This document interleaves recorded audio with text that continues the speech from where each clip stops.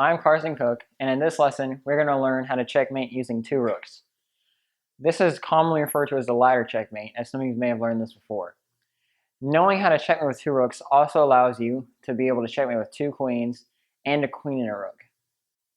So the method that you do this is you get your 2 rooks lined up.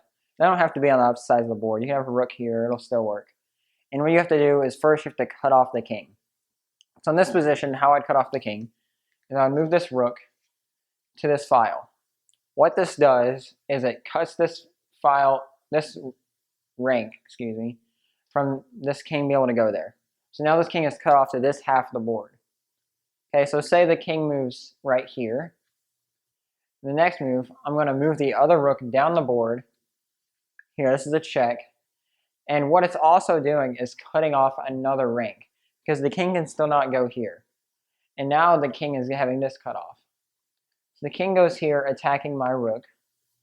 And what you do when the opponent's king attacks your rook, or your queen, or whatever, well, I guess you can't attack your queen. When he attacks your rook, is you move it across the board to the other side, as far away.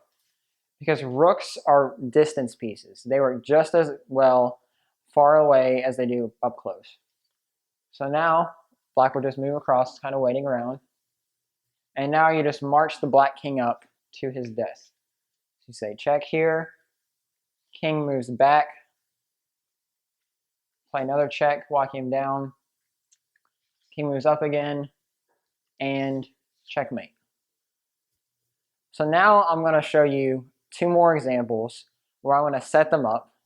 And then if you wish to, you can pause the video, try to solve them yourselves, and after a brief pause, I will show the solution. So the first position I want to set up is like this. So white to move, can you get checkmate? I'll give you a second to either pause or just look at it and try to figure it out. Alright, now I'm going to show you how I would do this. The first thing I do is it doesn't matter which rook you take, but you have to cut off the king from this half of the board. Here black can attack my rook, so I move it as far away as I can. Now black will just continue to come at my rooks. I continue to push them down the board.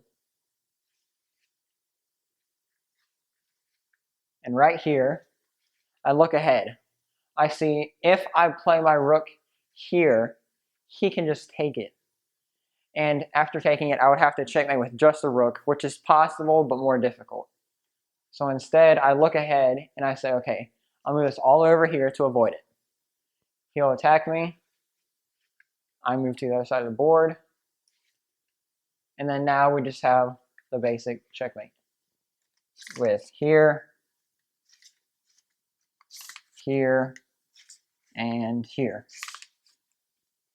Now I'm going to set up a slightly more complicated one, but it's still not difficult, or it's not too difficult, and you can go ahead and try to solve it.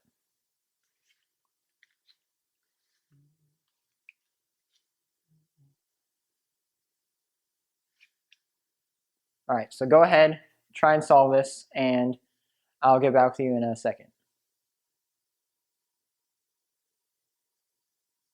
Alright, now I'm going to show you how I would solve this. The first thing I'm going to do, like always when using this checkmate, is you have to cut the king off. So I'm going to bring this rook down here and cut it off. Now notice how I'm uniting my rooks on the same half of the board. If I keep this one rook up here and the other rook down here, I'm not going to be able to push the king anywhere except in the middle. And that's not going to work out. So now black makes a move. And I get my rook out from behind my king, and I just move my rook as far away as I can from the other king. He attacks my rook. I stay on this rank, making sure to keep him cut off. And then now we just continue with what we did earlier, running him down the board to get checkmate.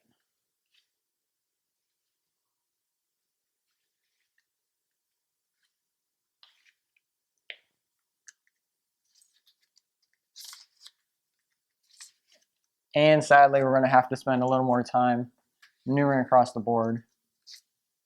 But we still get our end goal in the end of checkmate.